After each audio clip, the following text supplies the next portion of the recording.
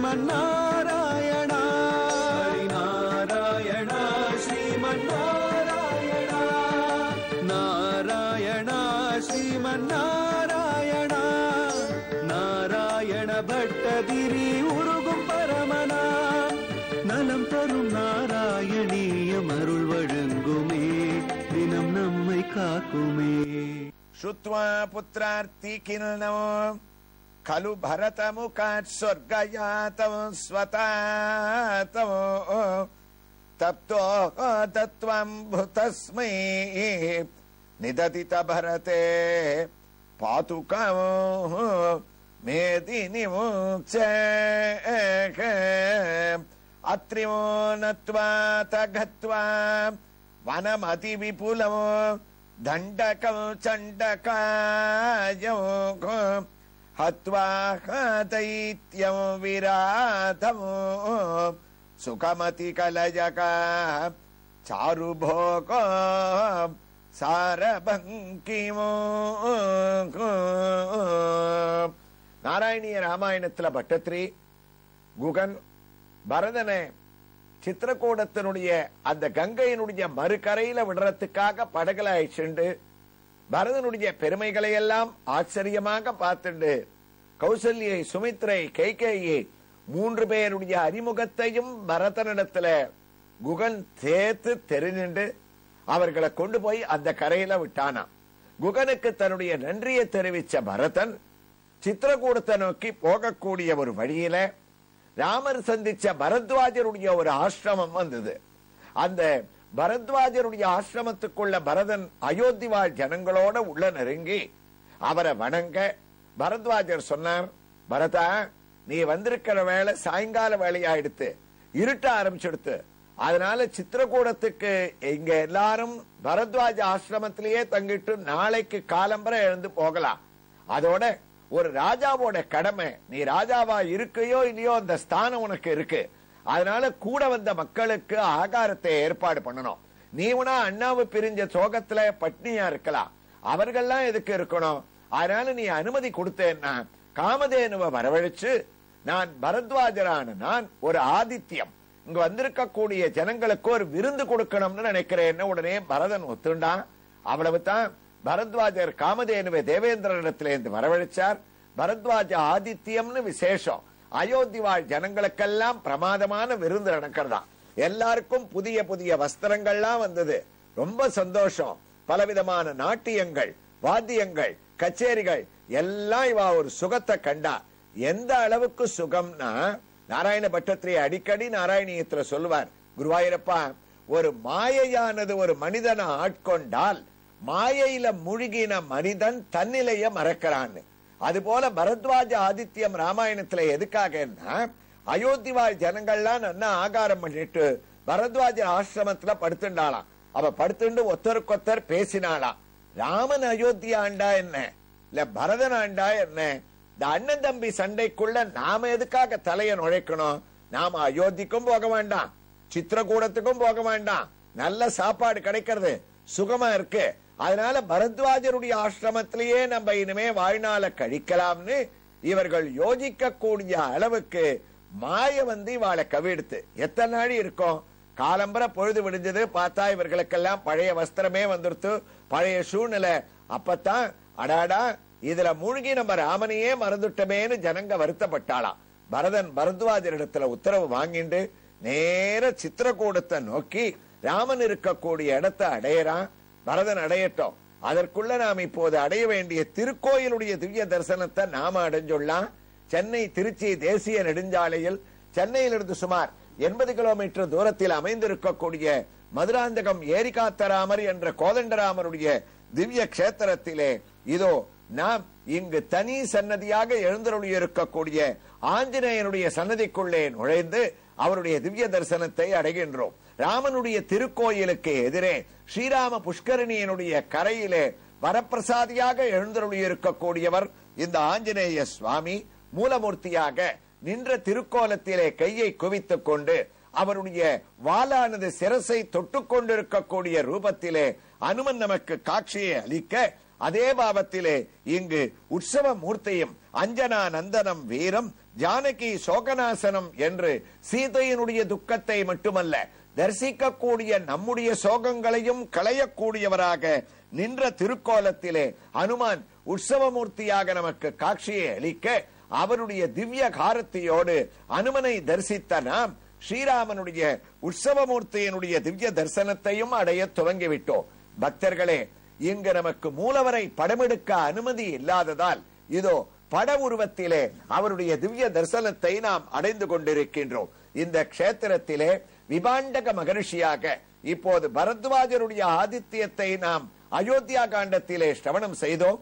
அதுபோன்று மற்றொரு மகரிஷியான விபாண்டக மகரிஷியனுடைய பிரார்த்தனையை ஏற்றுக்கொண்டு ராமன் பட்டாபிஷேகத்திற்காக அயோத்திக்கு புஷ்பக விமானத்திலே திரும்பக்கூடிய வழியிலே இந்த மதுராந்தகம் க்ஷேத்திரத்திலே பத்திரமாக விமானத்திலிருந்து சீதை இறங்க வேண்டும் என்பதற்காக அவளுடைய திருக்கரங்களை பிடித்துக் கொண்டே கல்யாண திருக்கோலத்திலே இங்கு இறங்குவதாக மூலமூர்த்தியினுடைய ஆச்சரியமாக சேவை.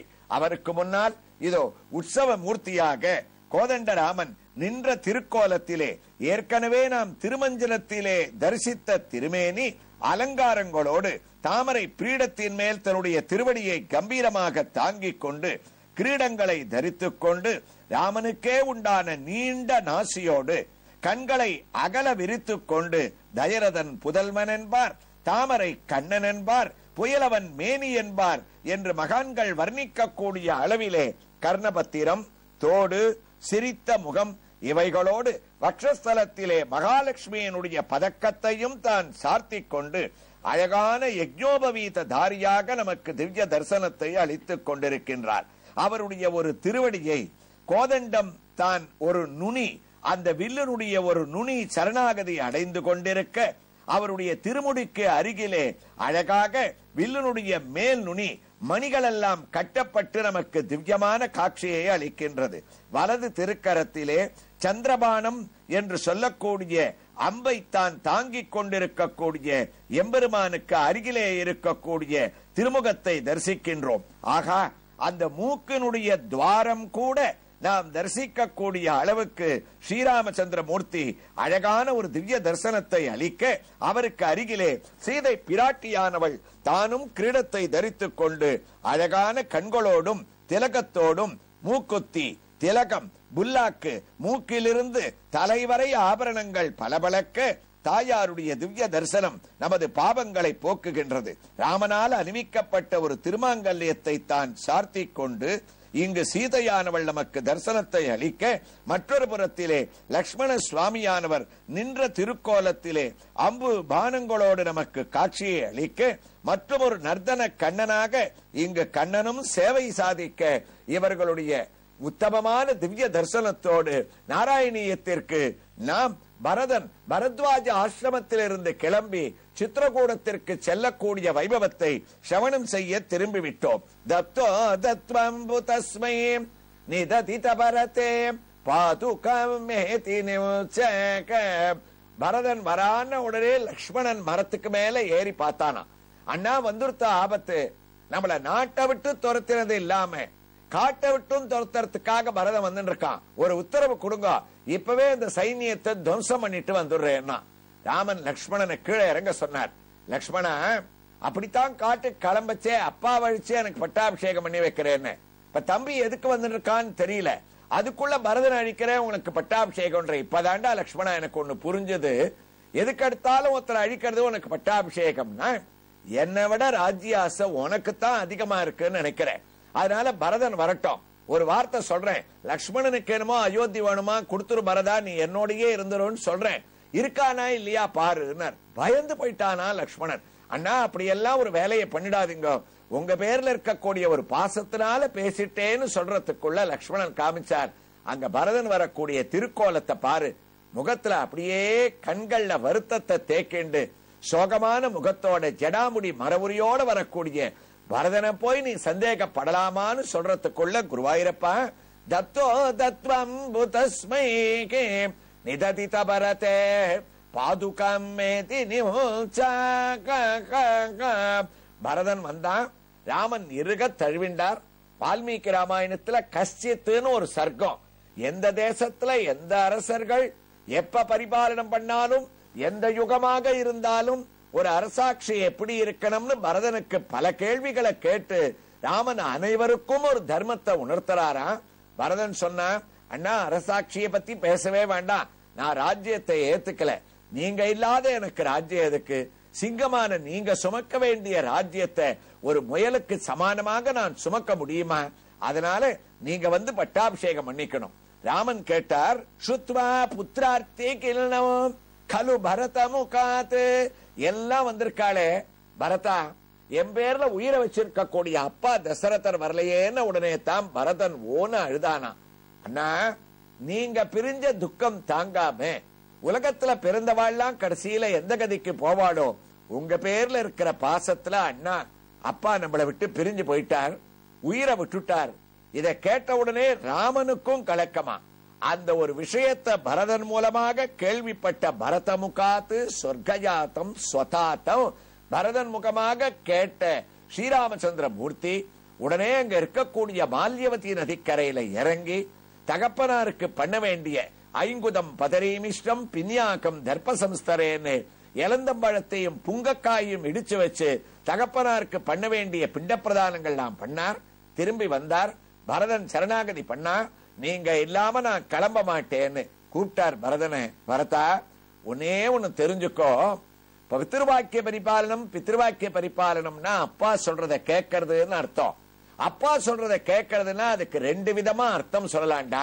ஒண்ணு அப்பா சொல்றத பிள்ளை கேட்கணும், ரெண்டாவது அப்பா யார் யாருக்கெல்லாம் வாக்கு கொடுத்திருக்காரோ அதையும் பிள்ளை கேட்கணும். புரியலன்னா பரதன் எனக்கு ஒன்னு தெரிஞ்சுக்கோ, அப்பா பட்டாபிஷேகம்னு எனக்கு தீர்மானம் பண்ணச்சே, பரதன் இல்ல ஜனகர் இல்ல, இதுக்குள்ள என்ன அவசரம்னு கேட்டேன். அப்பா என் காதுல சொன்னார், ராமா ஒரே ஒரு ரகசியம், நான் கைகேய விவாகம் பண்ணிக்கிறதுக்காக கேகயபுரத்துக்கு நம்ம அப்பா இங்கேந்து ஆசையோட போனாராம். கைகேய விவாகம் பண்ணி தர சொல்லி கேட்டாராம். அப்ப உங்க தாத்தாவான கேகய மகாராஜா, ஏற்கனவே 2 மனைவிகள் உங்களுக்கு இருக்கா, என் பொண்ண ஒரு சின்ன அரசனுக்கு முதல் தாரமா கொடுப்பனே தவிர உங்களுக்கு கொடுக்க மாட்டேன், ஏன்னா என்னுடைய பொண்ணு வயத்துல பிறக்கிற ஒரு குழந்தைக்கு ராஜ்யம் கிடைக்காது என்றார். அப்ப பரதா, உங்க அம்மா பேர்ல இருக்கிற ஆசையில நம்ம அப்பா சத்தியம் பண்ணி கொடுத்தாராம் உங்க தாத்தாவுக்கு, எனக்கு மாத்திரம் 3வது மனைவியா நீங்க கைகேய கல்யாணம் பண்ணி கொடுத்தா சத்தியம் பண்ணி தரேன், எனக்கு அப்புறம் ராஜ்யம் கைகேயனுடைய பிள்ளைக்குத்தான் அப்படின்னு நம்ம அப்பா வாக்கு கொடுத்துட்டாரா. அந்த வாக்குக்கு சாட்சி யாருன்னா நம்ம மாமனாரான ஜனக மகாராஜா. அதனால தான் அப்பா ஜனகருக்கும் அழைப்பு விடுக்கல, உங்க ஊருக்கும் சொல்லல, இவர்கள் வரத்துக்குள்ள பட்டாபிஷேகம்னு தீர்மானம் பண்ணார்.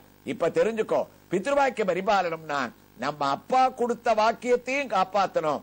உங்க தாத்தாவுக்கு நம்ம அப்பா கொடுத்த வாக்கியம், நீ ராஜ்யத்தை ஏத்துக்கணும், 14 வருஷம் ஏத்துக்கோ, அப்பா வார்த்தை முடியட்டும், நான் வந்து 14 வருஷம் கழிச்சு பட்டாபிஷேகத்தை பண்ணிக்கிறேன்னு அவன் ஒரு பாதுகை எடுத்து உனக்கு கொடுக்கிறேன்னு தத்தோ தத்வாம்பு தஸ்மை குருவாயிரப்பா தன்னுடைய திருவடி பாதுகைகளை எடுத்து பரதனுக்கு கொடுக்க ஆரம்பித்தாராமேன்னு இந்த ஸ்லோகத்தை தொடர்கிறார் நாராயண பட்டத்திரி. எவ்வாறு தொடர்கிறார் என்ற ஒரு வைபவங்களை எல்லாம் மதுராந்தகத்தில் எழுந்தருளி இருக்கக்கூடிய ஸ்ரீ கோதண்டராம சுவாமியினுடைய திவ்ய காரத்தையோடு அவரிடமிருந்து உத்தரவு பெற்றுக்கொண்டு இதே மதுராந்தகத்தின் அருகில் உள்ள கடுக்கலூரில் கோயில் கொண்டுள்ள ஸ்ரீராமர், ஆதிகேசவ பெருமாள் இவர்களின் திவ்ய தரிசனத்தோடு நாராயணியத்தின் அடுத்த பகுதியிலே பாதுகா பட்டாபிஷேகத்தோடு தொடர்ந்து கேட்கலாம். ஸ்ரீ கிருஷ்ணாய துப்யம் நமகா.